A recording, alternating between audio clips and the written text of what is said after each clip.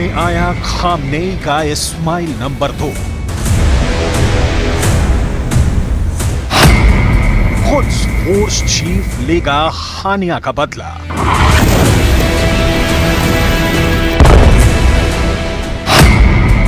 Iran का सरदार कानी लेगा मोसाद की कुर्बानी। वेस्ट बैंक में इजरायल की मार सभी हदें पार कर गई है। आसमान में उड़ते जंगी जेटों ने जेनिन और तुलकरेम को भी तहस नहस कर डाला है। आईडीएफ की ग्राउंड फोर्स के गनमैन हमास लड़ाकों को दौड़ा दौड़ा कर मौत के घाट उतार रहे हैं, लेकिन इतने सफल ऑपरेशन के बाद भी नेतन्याहू की टेंशन बढ़ती जा रही है।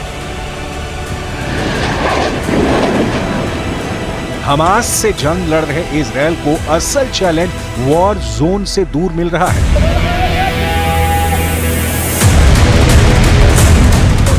नेतन्याहू को टक्कर देने वाला कोई और नहीं, ईरान के सुप्रीम लीडर अली खामनेई, जिन्होंने अपने कमांडर इस्माइल नंबर 2 को इजरायल से बदला लेने का बीड़ा सौंप दिया है।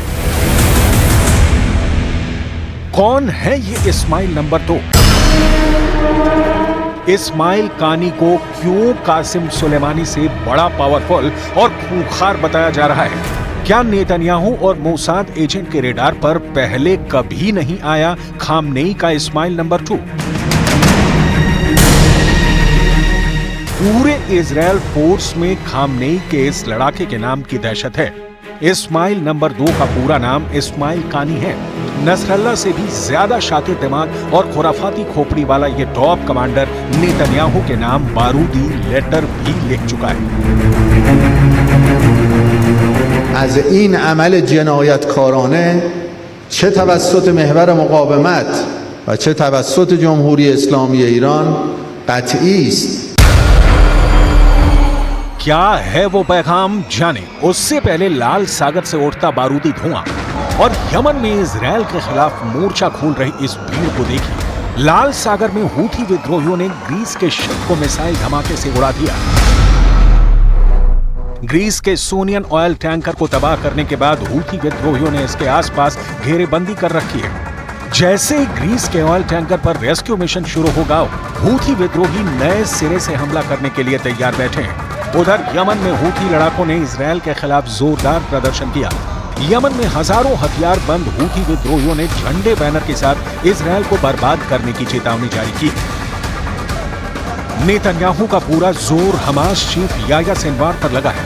गाजा और खान यूनिस में आईडीएफ सिनवार के पीछे पड़ी है, मगर खामनेई तेहरान में बैठकर इजरायल के लिए नई मुसीबतें खड़ी कर रहे हैं। ईरान के सुप्रीम लीडर का वॉर प्लान इजरायल से 4 कदम आगे का है। पहले हिजबुल्लाह के हाथों इजरायल को दहलाया गया, नसरल्ला को वॉर जोन में लाया गया, हूथियों से हमले करवाकर इजरायल को भटकाया गया और अब इजरायल के सामने मौत की शक्ल में आ खड़ा हुआ इस्माइल नंबर 2। इस्माइल 2 का नाम नेतन्याहू के लिए अब शक्ल साबित हुआ है। वजह उनकी कैबिनेट मीटिंग में रक्षा मंत्री गैलेंट से उनकी तू मैं कही जा रही है। बेंजामिन नेतन्याहू और रक्षा मंत्री यो गैलेंट के बीच जमकर बहस हुई है। 29 अगस्त को सिक्योरिटी के मामले में कैबिनेट मीटिंग के दौरान ये बहस हुई। दोनों नेताओं के बीच फिलाडेल्फी कॉरिडोर में इजरायली डिफेंस फोर्स की तैनाती को लेकर झड़प की नौबत आ गई। टाइम्स ऑफ इजरायल की रिपोर्ट के मुताबिक नेतन्याहू ने गैलेंट से फिलाडेल्फी कॉरिडोर में सैनिकों की तैनाती को बरकरार रखने को कहा था, जबकि गैलेंट फिलाडेल्फी कॉरिडोर की बजाय गाजा में बंधक बनाए गए इजरायली लोगों को छुड़ाने की वकालत कर रहे थे। जोरदार बहस के बाद फिलाडेल्फी कॉरिडोर पर मंत्रियों को वोटिंग कराने की नौबत आ गई, जिससे भड़के नेतन्याहू ने साफ साफ कहा कि हमास हमारी शर्तों को मानने को तैयार नहीं, यानी समझौता नहीं होगा और ना ही बंधक छोड़े जाएंगे। उधर फिलाडेल्फी कॉरिडोर में इजरायली सैनिकों की तैनाती पर मिस्र भी भड़का हुआ है। फिलाडेल्फी कॉरिडोर गाजा और मिस्र बॉर्डर पर 14 किलोमीटर लंबा इलाका है। इसे सलाह अल दीन कॉरिडोर भी कहा जाता है। मिस्र और इजरायल के बीच 1979 के कैंप डेविड शांति समझौते के तहत इसे बफर जोन रखा गया। फिलाडेल्फी कॉरिडोर का इस्तेमाल इजरायल सप्लाई रूट की तरह करता है। वहीं हमास लड़ाकों पर इस कॉरिडोर के जरिए हथियारों के स्मगलिंग के आरोप लगते हैं। नेतन्याहू की कोशिश है कि हमास को हद में रखने के लिए फिलाडेल्फी कॉरिडोर को कंट्रोल में रखा जाए। जबकि हमास और हिजबुल्ला इस इलाके से इजरायल को खदेड़ने की कोशिश में है। आईडीएफ का ध्यान भटकाने के लिए हिजबुल्ला लड़ाकों ने लेबनान से जेनिन पर रॉकेट की बौछार की है। हिजबुल्ला के 40 रॉकेट धमाकों की पुष्टि इजरायल ने की है। हिजबुल्ला फाइटर नेतन्याहू की जिस धमकी के बाद उग्र हुए हैं उसे भी सुन लीजिए। नेतन्याहू की वार्निंग के बाद आत्मघाती ड्रोन और रॉकेट इजरायली फोर्स पर फटने लगे हैं। אנחנו מכים בחיזבאללה במהלומות מחץ מפתיעות. לפני 3 שבועות אנחנו חיסלנו את הרמטכ"ל שלו, היום סיכלנו את תוכנית התקיפה שלו, נסראללה בביירות וחמינאי בטהרן. צריכים לדעת שזהו צעד נוסף בדרך לשנות את המצב בצפון ולהחזיר את תושבינו בבטחה לבתיהם, ואני חוזר ואומר, זה לא סוף פסוק. नेतन्याहू ने जिस जंग को खत्म न करने का ऐलान किया उसका सबसे खूंखार लड़ाका अब सामने आया है। ये ईरान के सुप्रीम लीडर अली खामनेई का सबसे भरोसेमंद टॉप कमांडर इस्माइल कानी है। इस्माइल कानी ईरान के उस फोर्स का सुप्रीम कमांडर है जिसका चीफ कभी कासिम सुलेमानी था। ईरान के इस्लामिक रेवोल्यूशनरी गार्ड कॉर्प्स की कुछ फोर्स के कमांडर इस्माइल कानी अमेरिका और पश्चिमी देशों की ब्लॉक लिस्ट में टॉप पर है। इस्माइल कानी ने ईरान इराक युद्ध में 5वीं नस्र ब्रिगेड और 21वीं इमाम रजा आर्मर्ड ब्रिगेड को लीड किया था। 1981 में इजरायल कानी ने तेहरान की इमाम अली ऑफिसर्स एकेडमी सैन्य प्रशिक्षण लेने के बाद कुछ फोर्स ज्वाइन की। IRGC जनरल सुलेमानी ने इस्माइल कानी को 41वीं थरल्ला डिवीजन का कमांडर बनाया था। थरल्ला कमांडर रहते हुए इस्माइल कानी ने अफगानिस्तान, तुर्कमेनिस्तान और पाकिस्तान बॉर्डर की रखवाली की थी। साल 1997 में कानी को कुद्स फोर्स का डिप्टी कमांडर बनाया गया। जनरल कासिम सुलेमानी की मौत के बाद खामनेई ने इस्माइल कानी को कुद्स फोर्स का चीफ बनाया। इस्माइल कानी पर खामनेई को सबसे ज्यादा भरोसा है। इजरायल से बदला लेने के लिए कानी ने जो पैगाम भेजा है उससे मेजर जनरल मोहम्मद बाघेरी की जुबानी सुन लीजिए।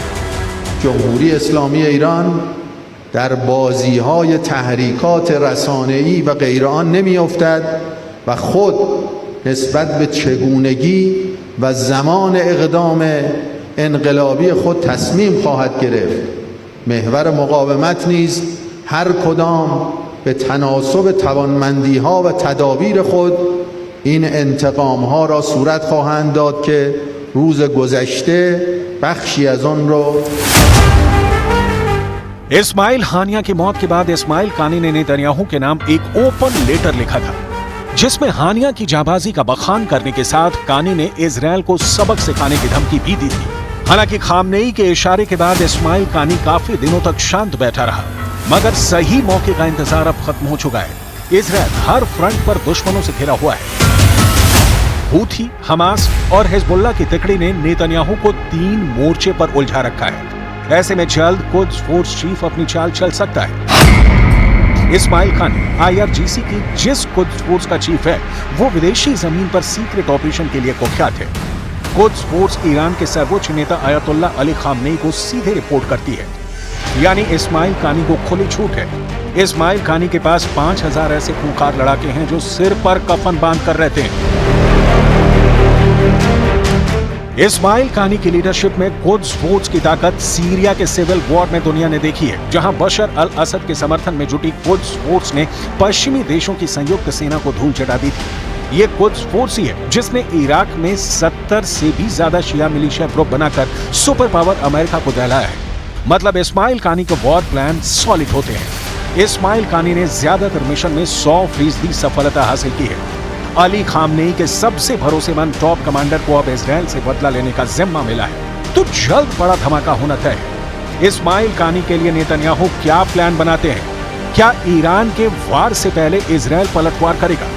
ये भी मुमकिन है क्योंकि अमेरिका ने खुलकर ईरान पर हल्ला बोलना शुरू कर दिया है। अमेरिका ने ईरान पर पूरी दुनिया में आतंकवाद फैलाने के आरोप लगाते हुए जल्द सबक सिखाने की वार्निंग दे रखी है। अमेरिका की शर्त ऐसी ही मिलती रही तो नेतन्याहू खामनेई के इस्माइल नंबर 2 को भी हानिया की तरह खल्लास कर सकते हैं।